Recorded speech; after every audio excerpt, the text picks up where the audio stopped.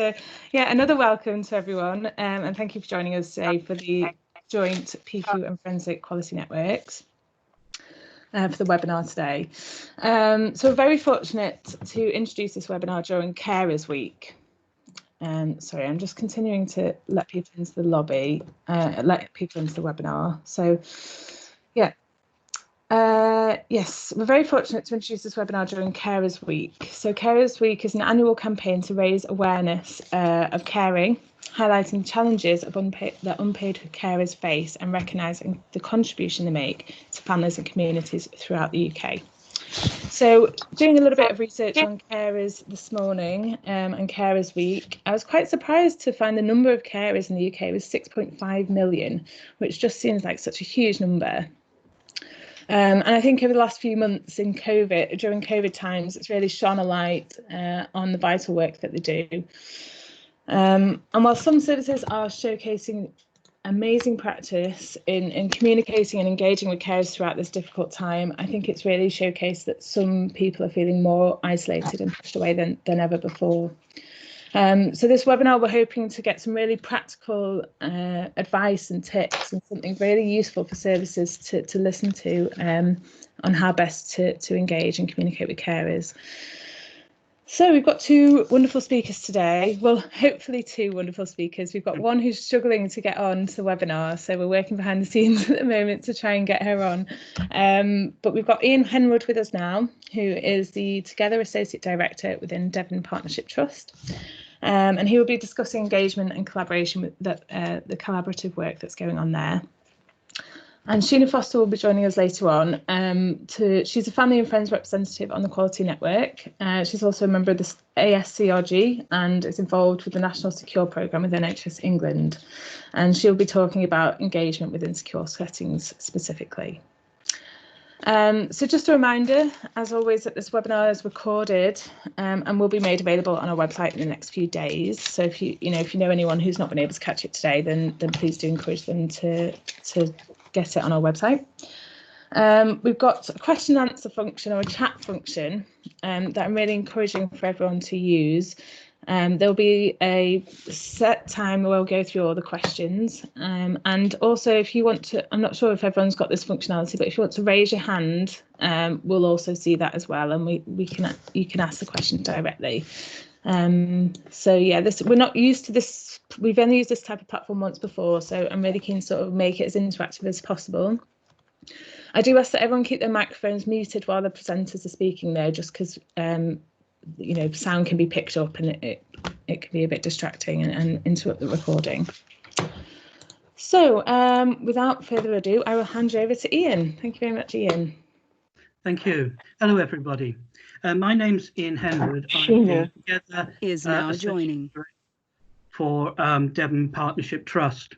And just to give a little bit of background on myself, I'm a geologist by profession. I've worked for many years in the oil industry and run my own businesses.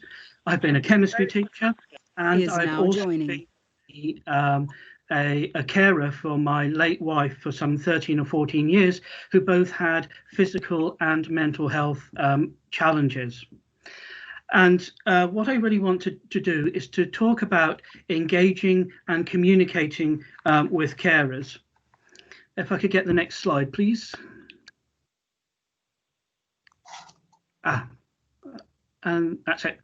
So what I'm going to talk about really is engagement is far more than communication, and the challenges around implementing engagement. Thank you so much. And also having a look at why bother to engage with carers anyway. Is now joining. And then I'm going to sort of have a look at communications with carers in the coronavirus epidemic and some of the new initiatives that we are doing here in Devon. And also, I want to pose the question for people to think about: how might you engage with carers? I've got a couple of sort of suggestions to sort of start the ball rolling, but I really want to you to think about that, because it is very, very important. If I could have the next slide, please.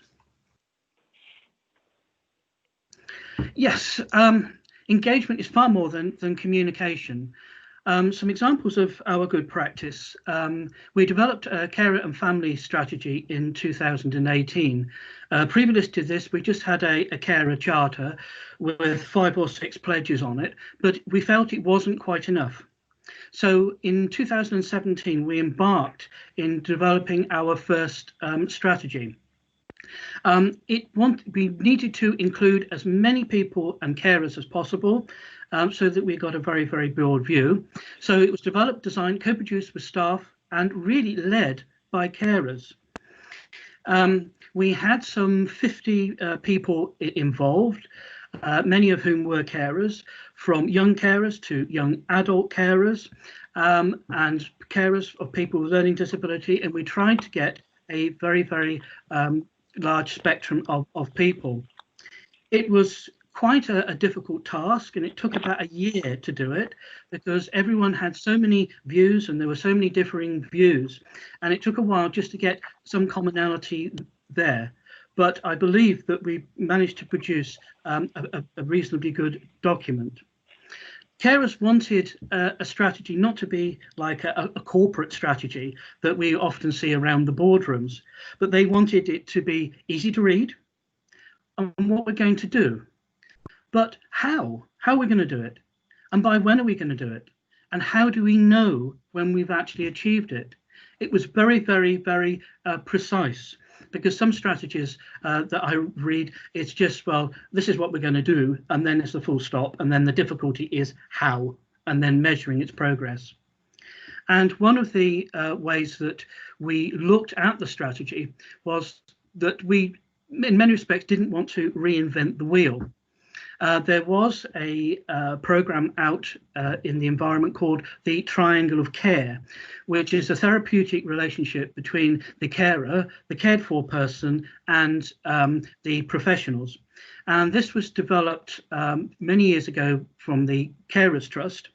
I now believe it's being held by the Royal College of Nursing, but it basically outlines 6 standards.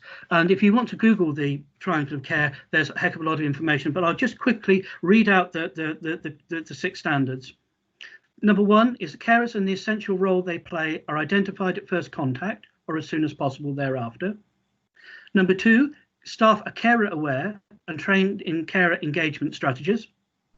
Number 3, policy and practice protocols about confidentiality and sharing information are in place. Number 4, defined posts responsible for carers are in place. Number 5, a carer introduction to the service and staff is available with a relevant range of information across the care pathway. And 6, a range of carer support services is available. And we were introduced to that by one of our members, who was one of the authors of that. Is now joining. The carers thought it was a very, very good framework to base our family care and family strategy on, rather than going back and reinventing the wheel. We then had to say, well, how are we going to do it, by when, and measuring progress. And one of the ways of actually measuring progress, we came up with 16 I statements, and I'll just read 2 or 3 of them out so you can get a flavour of them. They're actually as part of the strategy, and at the end of the presentation there are links to it. So number 1, I was treated with compassion, dignity and respect, and kept informed at all times. Number 3, for instance, I was treated as an expert on the person I care for, and staff used my information to make their care and mine better. And number 9, I was asked if I wanted a formal carers assessment to explore my specific situation and have it kept on file. And it was just very basic 16 questions that we can actually ask carers to see whether the strategy had been implemented. We also have the Triangle of Care self-assessment tools, where all the teams have done their own self-assessment as to how they are implementing the Triangle of Care, which essentially is our strategy. And we're in the process now of comparing the carers' experience with the team's self-assessments. The next sort of massive stumbling block has been confidentiality. That has been a huge barrier in actually communicating with carers. Some teams are very good at it, some teams not so. And some practitioners are very good, others not.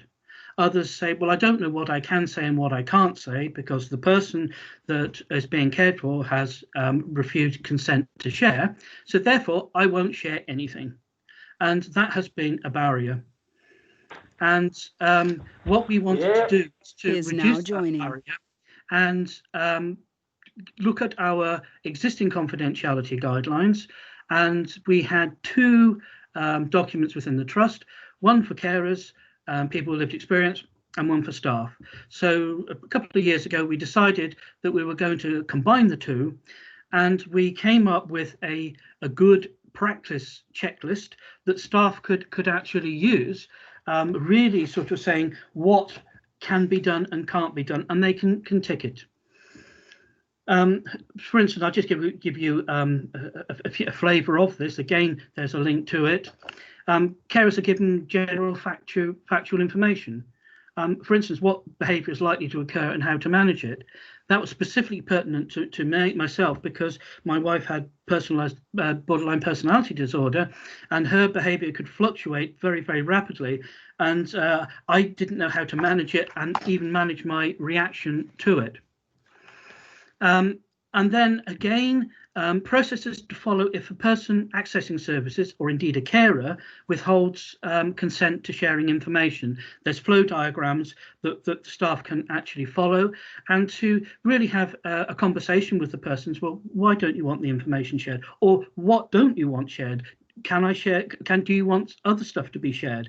And then revisiting that regularly, so that everything is updated. Could I get the next slide, please? Right. Now, the next big problem. You may have all the strategies, policies and guidelines in place, but the biggie is how do you embed them as standard practice? Well, we embarked on a carer awareness course for our staff about 18 months ago. And it was face-to-face training, and it was a PowerPoint presentation, and it had bullet points highlighting the triangle of care, what was good practice, how, not necessarily how to do it, but just to make staff aware of this. We did have some carers telling their stories, but I was not happy with it. It was very, very time consuming. We piloted it into Obey and managed over a year period to get roughly half the staff actually trained due to operational pressures and things like that. And we had to keep revisiting teams and things. And I thought, well, maybe this is not quite the way forward. Not by prescriptive, you must do this sort of training courses, because educationally, if you have a class lesson, if the pupils go out with 2 or 3 facts that they remember, you'll be lucky. So I think it's winning hearts and minds, giving real examples of what happens when carers are left out of the loop, and also stories of good practice. Because traditionally as humans, we learn by stories, but we have done that over millennia, and neurologically we are really good at that way of learning. And for the last 15 years, I used to tell I still do, my carer story at our face-to-face new staff corporate induction. And I tell, I'm now, because my wife had passed away 6 years ago, I can be really, really candid and share how I felt, and also share the feelings that my wife had as well, that she told me about. And I've had people come up to me and say, oh, your carer story was really, really powerful. And I think, well, that could have been a while ago. And I came across somebody the other day who said exactly that. And we worked out that it was 8 years ago that I told the story, and they still remembered it. And I think that this may be the way of doing it. And we've tried some training courses face-to-face, where I tell a few stories, give a few carers quotes, like on the first thing about the triangle of care. Why do we bother to contact carers? Why do we bother? And then I have a lot of quotes from carers saying, well, if this is how I felt when I wasn't involved, this is how I felt when I wasn't identified, and everything just went really wrong from that, and actually sort of putting the reasoning behind it. So that is the major stumbling block. How do you embed this as standard practice? And that is the real difficulty. Could I get the next slide, please?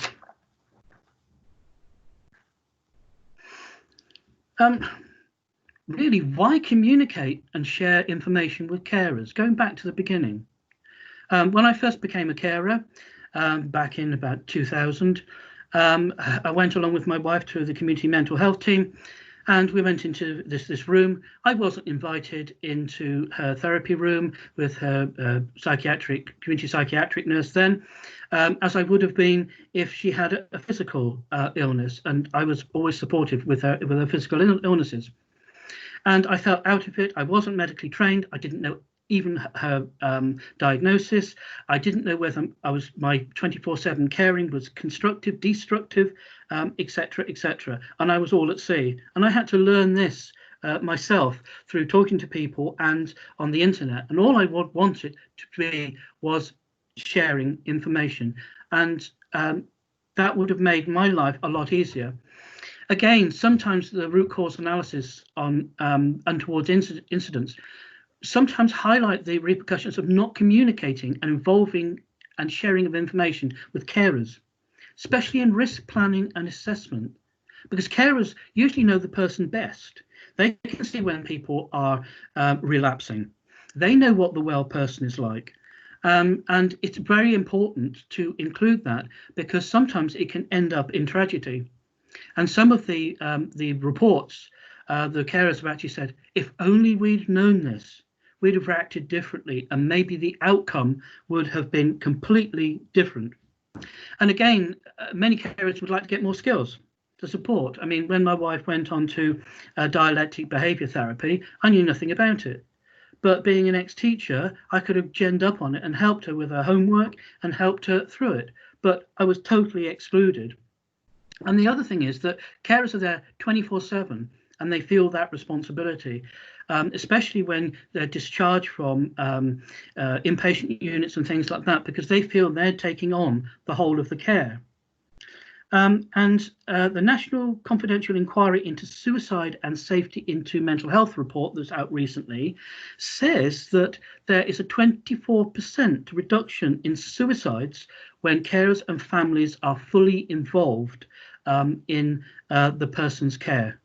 And I also want to point to another initiative that came from Finland, Open Dialogue, again, where everybody, the families, supporters around the person that's receiving the care are all included. And again, it would be a good thing for you to Google. There's lots of information online. Could I get the next slide, please? Right.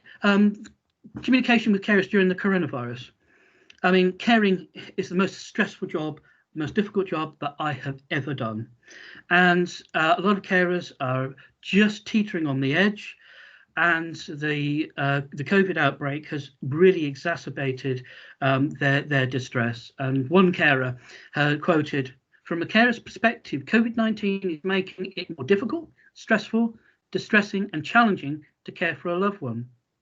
Other carers, they're worried about what happens if their cared for person or they catches the virus. How can they continue caring for the person?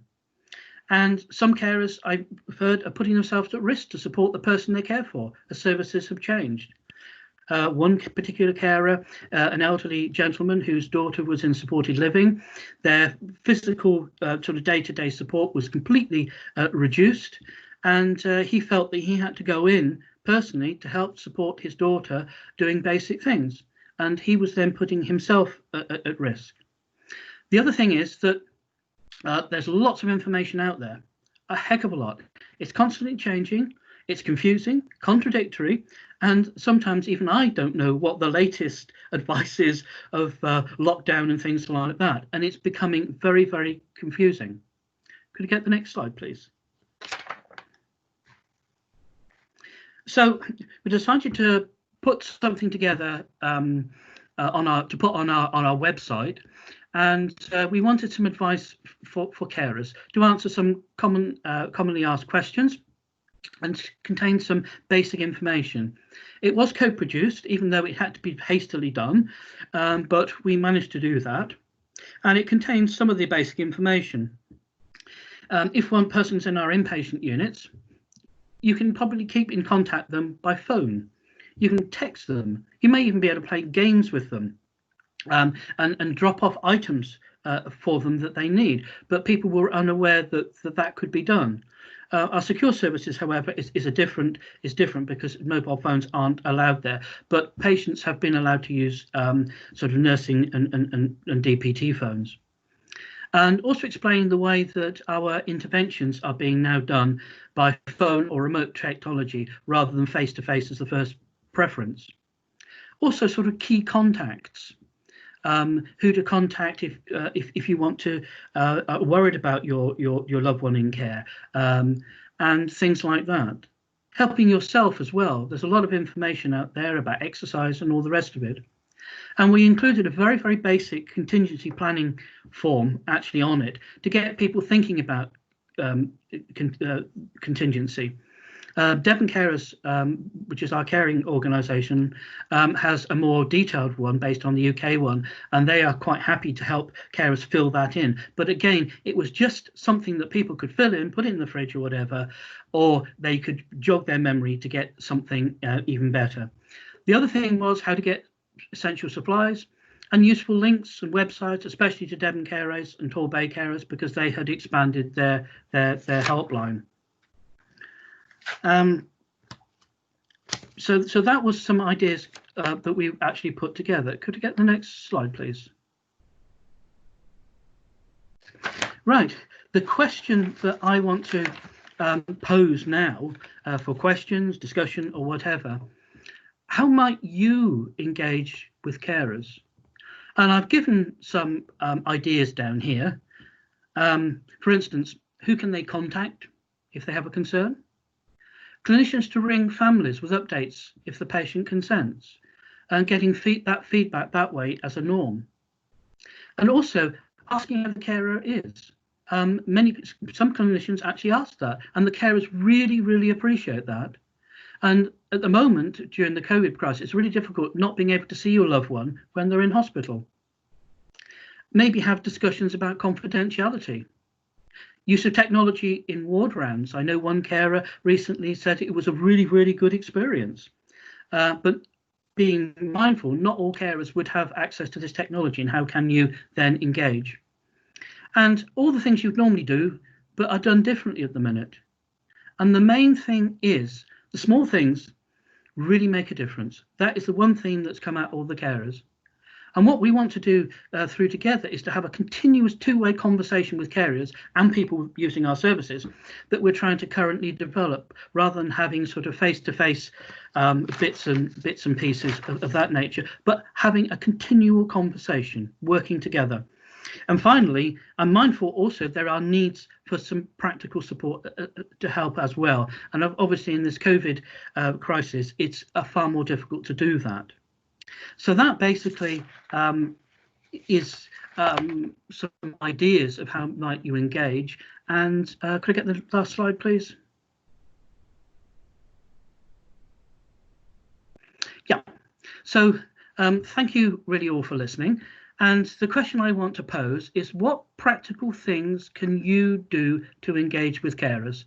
And all of our resources can be found on that particular link at the bottom of the slide there. Thank you. Thank you very much, Ian. That was really good. I don't think we've had any questions come through just yet. So if anyone would like to start posting them, please do put on the chat function.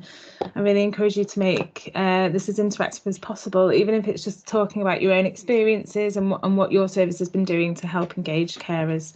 I know from our perspective, we've definitely been having some conversations with our carer forum about the open dialogue things that they're involved with. So I believe that we've got Sheena on the line now. I don't know if Sheena, can you give a shout out to let us know you're here? I think I might have muted you at some point, so I need to figure out which person you are so I can unmute you. Oh, I'm not sure if Sheena's there.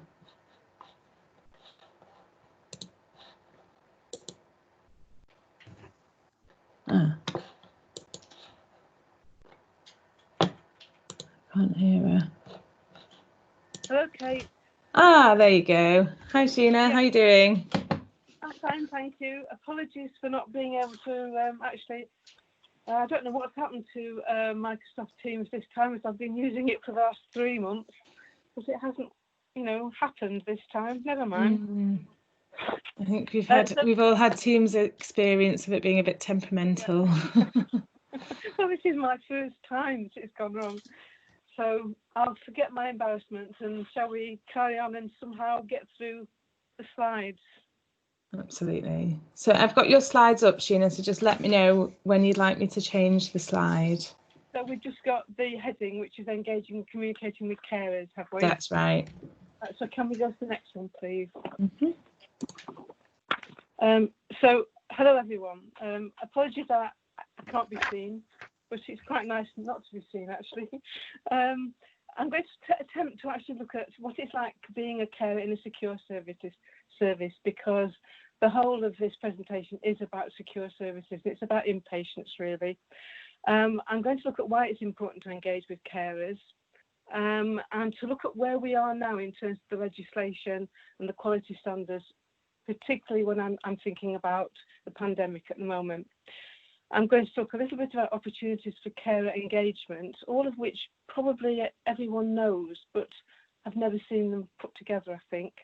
And then finally, I'm going to look at, has the revolution begun thanks to the pandemic?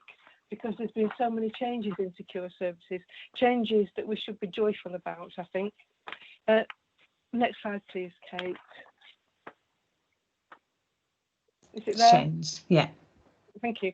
And this is a reminder, really, about what it feels like, how carers do feel in secure services. And this is based on a piece of research called Exploring Family Care Involvement in Forensic Mental Health Services, which was done in 2014. And what you're seeing there is how it feels. And the longer that you are, the longer your relative remains in secure services, the more fearful you do become, strangely enough. You don't get used to it. In many ways, it somehow seems quite more difficult, because of the lack of communication. And the two things that, they don't like people sharing things. There's this kind of veil of silence. It's almost as if there is no communication in secure services, that carers are kept out of the way, and that makes them feel that they are in a dark place, they are isolated. And there is this feeling that you're trapped in secure services with your relative, because if you're not given hope, how on earth can you give your relative hope? And just a quick comment, Ian, I did look at the strategy, the Devon Trust one, and I really liked the 16 questions, the I statements, and I also liked how you said how you were going to do that.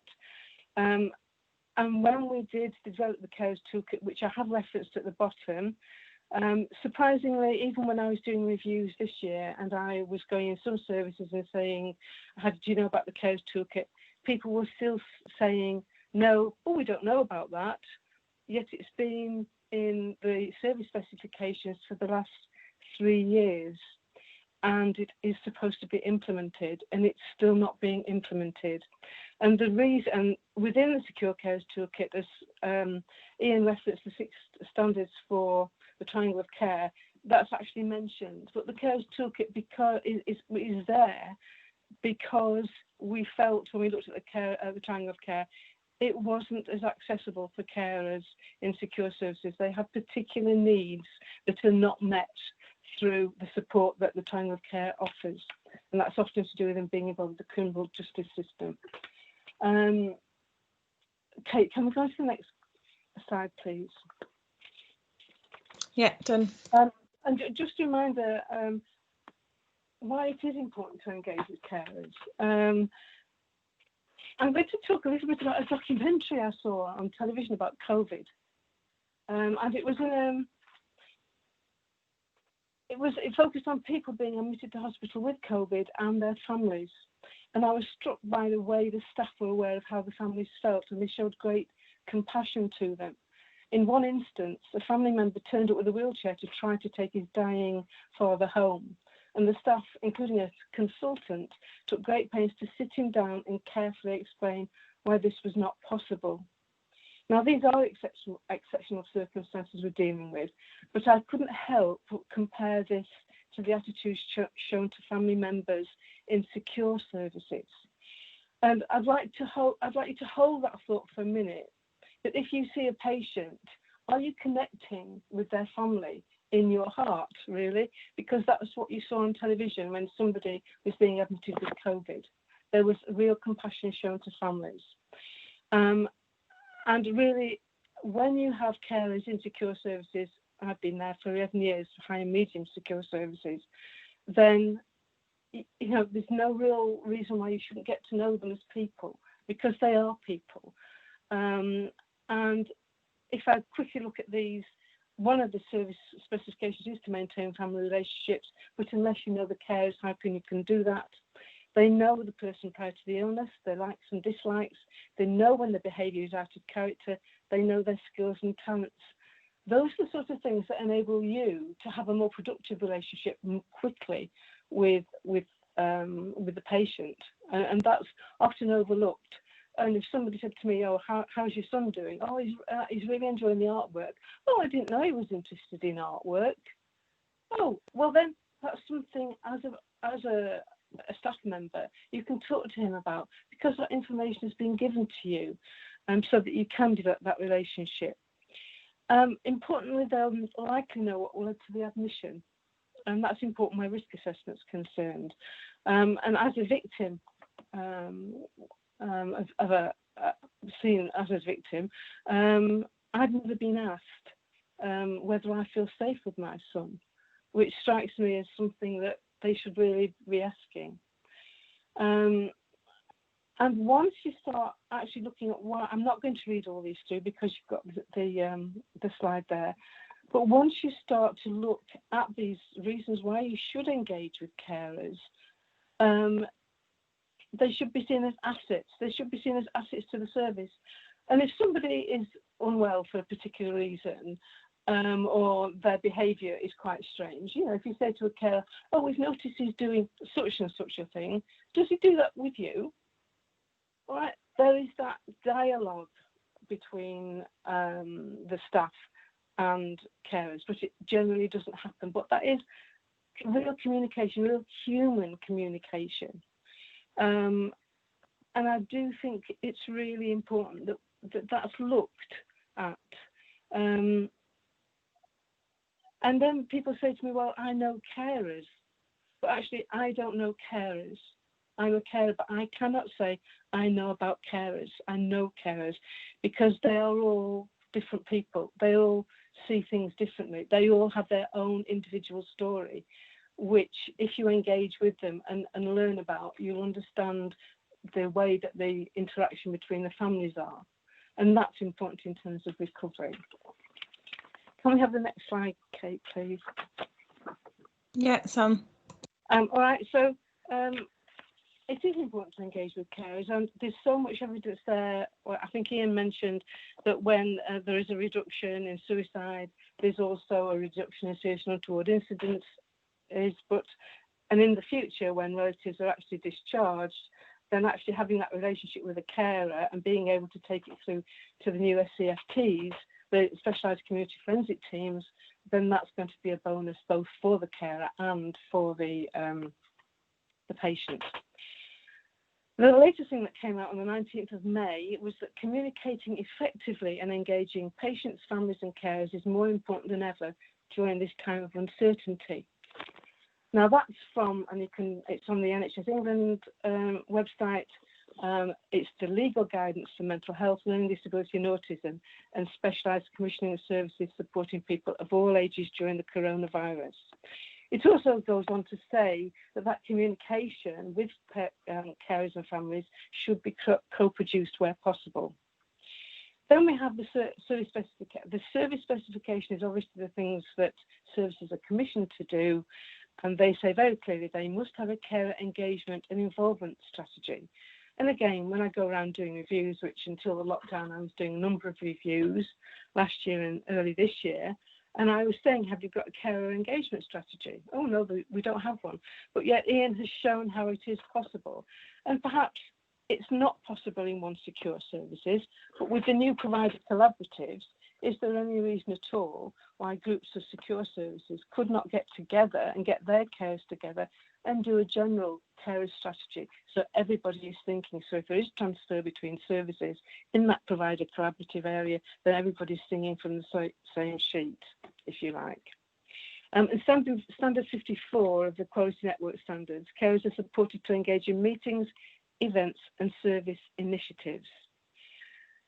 And that's really important. It's not just about, people often see support, or we provide information for carers, but providing information for carers is not being proactive.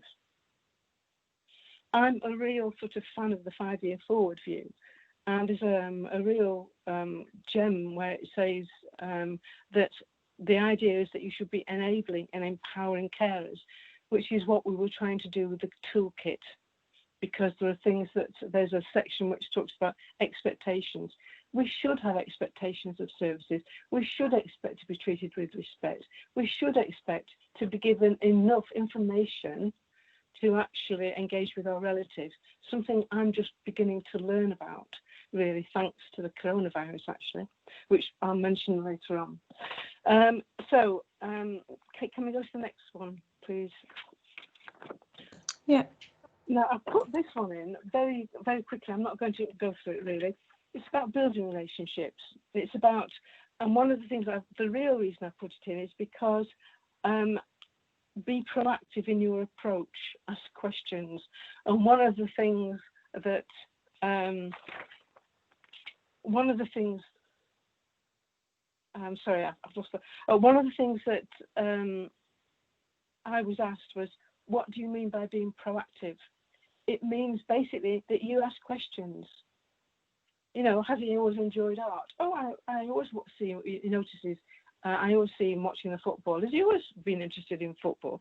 There are opportunities that build relationships with carers that are not necessarily about their relative. I've never been asked, did you have a good journey here? How are you? You know, it must be difficult for you when your son's been here for so long. How do you cope?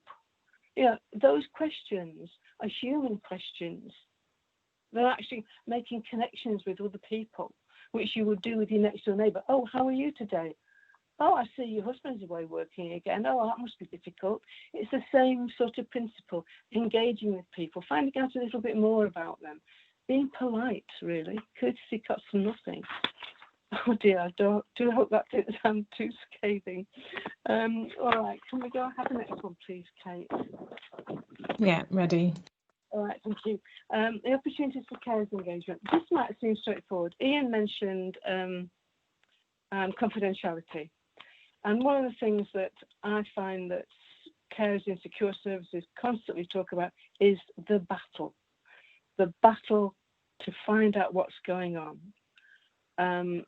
And there's the whole thing about, I have information sharing. I don't like confidentiality. I like the concept of information sharing for the benefit of patients. And I question, how can you do the best for the patient if you do not engage with the people who care the most?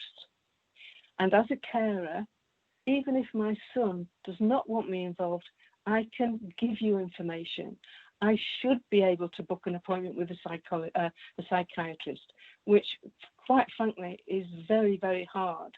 And I know I'm not the only carer who says that. I can't talk to you because he doesn't want me to. Well, actually, yes, you can talk to me. You can ask me questions. And the one thing that particularly screws up psychiatrists' brains is when you say, well, actually, my son has mentioned that he's changed his medication. Can you help me understand why you've done that? I can't talk to you. He'll say, I can't. He doesn't want you involved in his care. I'm not talking. You know, this is something that I've been told already. If information is known, it is no longer confidential.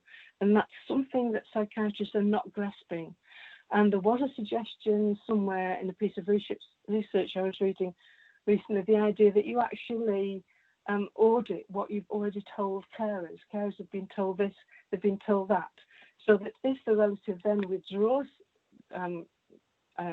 consent for information to be shared, you already know what the carer knows, so you can have conversations around that. Now, opportunities for care engagement. CPA, social history, which should be collected on admission, tribunals, social circumstances report, ward rounds, risk assessment. Now, these are things that everybody does, but they never think, even if your relative does not want you involved, there is nothing to stop you phoning up and saying, because it's general information. Everybody knows that a CPA is there every 6 months. So and my son will tell me that when his CPA is. There is no reason at all why staff could not phone up and say, you are aware that a CPA is coming up. Is there anything you'd like to mention? And strangely enough, I came across my son's recovery review, which he'd given me recently, and there are 3 questions in the recovery review. Are you happy with your family member's care? Do you feel your family member is progressing in their care? What would you like to see your family member do in the next 6 months? In 6 years, I have never been asked those questions. And those are questions you can ask your carers who are not even involved in their care, if that's what they want to answer. Because if you have regular contact, you will talk about what's happening. You will see the difference in your relative. Sometimes it's absolutely amazing the way things have changed. Other times there's concerns, but that is where you can express concerns without being involved in care and treatment. The other way you can engage carers is when there are changes to the service. If there's the reception area needs sorting out. If you're planning an event, don't say, so often people say, well, we've arranged this for carers, we've planned this for carers. Actually, why haven't you involved carers in planning that event? A carers forum is very different than a carers group, a support group. No, one is about service and development, one is about support. And it's about giving opportunities for views, all right? And then the other interesting thing is understand opportunities for care engagement is when the 5-year forward view talks about navigating services. Carers should be able to navigate the services. And when I talk about understanding the system and being engaged in the process, one of the standards for CQCI, the forensic network, is that we ask patients, do you understand what you have to do in order to progress through the service? Now, as a carer, why should I not understand what my relative has to do in order to progress through the service? And this is something I recently came across because my son gave consent, which he doesn't often do, for me to talk to a psychiatrist. I prefer him to be there, but he doesn't want to be. And interestingly, the psychiatrist said, oh, well, I have to do this. I want to do this. Talk about the index offence. I want him to do certain work, and then I want him to be able to identify ways, if you like, trigger points, and so that it doesn't happen again. Now, everything that he had said, I couldn't understand why I hadn't been told that.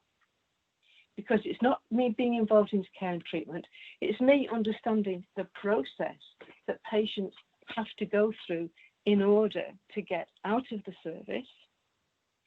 So that, to me, is something that really needs to be looked at in terms of carer engagement. Not only does it enable you to talk to your relative about what's happening, it also gives you a feeling that things are moving forward, and therefore you have more confidence in the service. And then anytime you see a carer, how are you? Sometimes, you go in there and nobody says anything, but how are you? And I think it's about sometimes we talk about, we're going to contact carers, but there are other ways of contact, opportunities, again, for care engagement, email, text, phones, Skype, Teams. And I'm going to go on, the next slide is about what's happening in secure services, which is incredibly amazing at the moment. So, Kate, can I have the revolution slide, because that's what it feels like. Yeah, it's revolution is going on at the moment, but I feel there's a revolution definitely in secure services, and it's a really huge opportunity for carers to engage with the relatives, maintain family relationships as you're commissioned to do so, and also it's made an incredible difference to my life. And as a carer with a son who's been in secure services for such a long time, I cannot emphasise the difference that's made. And there are all sorts of things happening across the country, really. There's an online carers forum was set up in one service. There's been one-to-one, face-to-face contact, not face-to-face, Skype communication with psychologists on wards. There's been CPAs done with family members through Zoom. There has been so much activity, so much positive activity. But just a word of warning, I can tell you the positive things, but I'd like to ask if it's happening to you in your service, because I'm discovering lots of carers say, well, we can't Skype. You mean since lockdown you haven't been able to Skype your relative? Oh no, we can just phone them up. And there's something wrong when, there has been direction from NHS England that you should be making communication available through Skype to carers. Now, it is that I want to talk about mobile phones on wards. There is now a mobile phone on the ward. Now, that has made it's a really significant change. It's actually, I get quite upset because it seems important to remind people that actually my son's in that hospital, but actually being able to phone, for him to phone me with a mobile phone, it almost normalises it. Often it feels as if I'm being kept away from him, but with the ward mobile is something he can take to his room. And what's happening is quite amazing because we're having relaxed conversations. No one's interrupting. There's no concern from him that he might have to leave the room where the phone is used because it's also used as a visiting room. He's phoning me at least once a week. He's phoning his brother, he's phoning his dad. And it's almost like normalising the situation. You have these lovely stories. Well, I have this lovely story of when I accidentally phoned the ward mobile because I saw it on my phone. And a staff member answered, and I said, "Oh, I'm sorry, I phoned it by mistake." "Oh, don't worry, I'll get him for you." And that joyful, I mean, it was joyful. It was like, oh, it was the most normal thing in the world. Okay, I'll get him for you. And that human contact at that point made such a difference. And the second ability that is to actually Skype him on the ward. Now, I admit the first time it happened, I was taken aback by the staff who were in PPE. And you have to talk to the staff before you're connected. And while you could feel the initial anxieties of staff, both because of the situation and of the fact that they were doing something new, you recognise their vulnerabilities. It's not a connection we don't often feel in secure service. We don't see the staff as vulnerable. We see them as all-powerful, but it's distinctly human. And in that moment, I had an enormous amount of admiration and respect for what they were doing at that point in time. Now, but where I'm concerned, and the Skype happens, preparing for a Skype meeting at the other end of the Skype call is like preparing a visit. I tidied the house, I put flowers in a vase, recognising that after 11 years my son was visiting.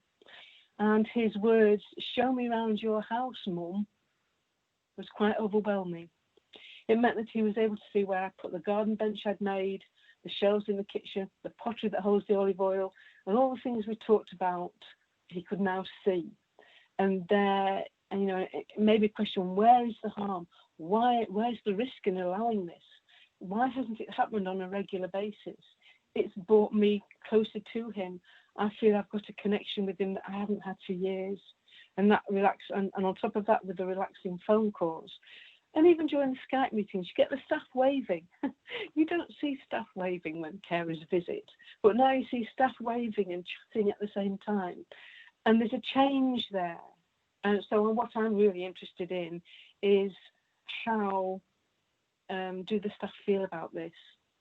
And the other thing that made me think is, when you are collecting emails for staff, for Skype calls, are units actually thinking of asking the permission of the carer to use those? Because one of the best things that's happened in the unit where my son is that we've had weekly updates of what's happening on the wards, how the staff are protecting themselves, how they're protecting my son, what's the activities that are happening. There's been photographs of the artwork. There's been a connection with the service that I don't think we've had before. And I also have heard a number of other carers say that. But equally, there are some carers who've just received one letter that says, sorry, we can't be visiting because of the pandemic. So I think that's really, I think to conclude, really, the pandemic has actually allowed more human contact and enabled people to be seen as vulnerable and human, really. So I hope I've given you something to think about. Thank you for listening. Thank you so much, Sheena. That was a really good insight to your experiences. And I think that you're right in the sense that I think all services are at different levels with their levels of engagement with carers. And that's just something to think about as well, really. We've had a few comments through, comments more than questions, but we've had someone say, in our service, we're hoping to involve carers in an art exhibition for artwork created during COVID by service users, staff and carers, and we hope to set up an exhibition at the end of the year, which I just think is a really lovely idea. We've also had someone say, we've been doing some of these things, including additional regular contact by phone with carers, letters and with updates, and we are having our first carers phone call instead of our usual carers forum. And then we've had another comment that said, great to hear from you, you've really made me think. We have a long way to go involving carers at my service, but last week we held our first training event for new staff called Thinking Families. We got some really positive feedback with staff saying that they hadn't previously thought it would be part of their role to support carers to ensure they feel involved. The attendees thought it was all about the service user, and I think this is a common thought. Thank you for raising the issues for us to think about. We've got lots of work to get on with. So that's really lovely and really shows the dedication. And I was worried with COVID that with the staff, everything that goes on, and then how unsettled the wards were, that carers would take a bit of a back seat. But it's really encouraging to see that so many people are engaged with this webinar and with involving carers as well. And I think one of the positive things is how far along technology has come in helping that as well, because I think that COVID has definitely spurred that on a bit. Sorry, go on. And I do think that we've actually said with the at the CRG that the sort of things that are happening in secure service at the moment would have normally taken years and years to get through. And it is absolutely essential that we don't lose that, which is why I'd be really interested to hear how staff feel about having to organise Skype calls. Is it better than visits? Can they, not better than, but is it as useful as visits? Does it impact on the wards? Is it a positive impact on wards? More communication? I'd really love to know how the staff feel about that, because we're always, I know how I feel about it, and I would weep if I lost this opportunity now. Yeah, I mean, from the people that I've been talking to and from the services, I've been hearing that more carers are actually involved in these group discussions because the technology's there now. So carers that might not have been able to visit physically can now access it virtually, and it's actually engaging more people. I don't know, Ian, if you've had any similar experiences lately. Yes, we've finding that there are, although the COVID outbreak is potentially very, very sort of tragic, there have been some really, really good initiatives come out of it, and change that would take, a year, 18 months are happening in days. And I think that is really, really heartening to actually see, and may long it continue. And I think through technology, myself, I was a technology phobic person. And this COVID crisis has made me use Teams and Skype and things that I'd never been wanting to do before. But I'm really, really seeing the benefits of it. And I think it's bringing communities and people closer together. And again, with looking at our new community frameworks and things, that is our direction of travel. So hopefully this will act as a catalyst into accelerating this. I think the only cautionary thing that we have to be aware of is that some patients do find it quite difficult. Yeah. And I know of a service user who has said that too much time spent on Teams makes that particular person feel quite paranoid, and sometimes she has to turn the camera off. So I think that although we can say this is a real breakthrough, we also have to be aware of how it might impact on some people, and always be aware that for some people, face-to-face will always be much more important, and it can't be a substitute at all. Yeah.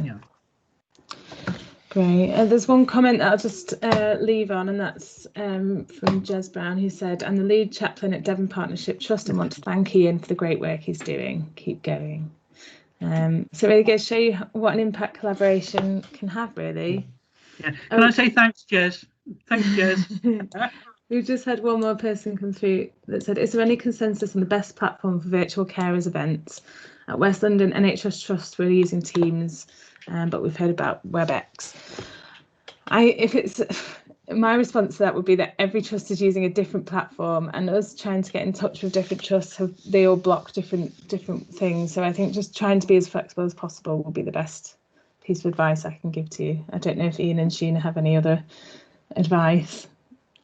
No, I found Zoom is quite useful, because I did something with Zoom, and you can go into rooms, you can go into chat, people, you can actually split people into groups on Zoom. Yeah, little side groups. Teams. I do like Teams when it's working properly, but I can use Skype. But because I live in the middle of nowhere in mid Devon, I have to keep my fingers crossed that A, my internet connection is holding up, and B, my mobile phone reception, because there's only one place in the house that can get mobile phone reception. So yes, I promised fibre this year. So. All right, well, we're going to have to round up there, but I just want to thank Ian and Sheena so much for their contribution to this webinar. I think it's really important that we keep talking and encouraging services to be as involved with engaging with their carers as possible. And I hope everyone enjoys the rest of Carers Week. Thank you. Thanks, everyone. Thank you. Thank you. Thank you. Multiple people are now exiting. Multiple people are now exiting.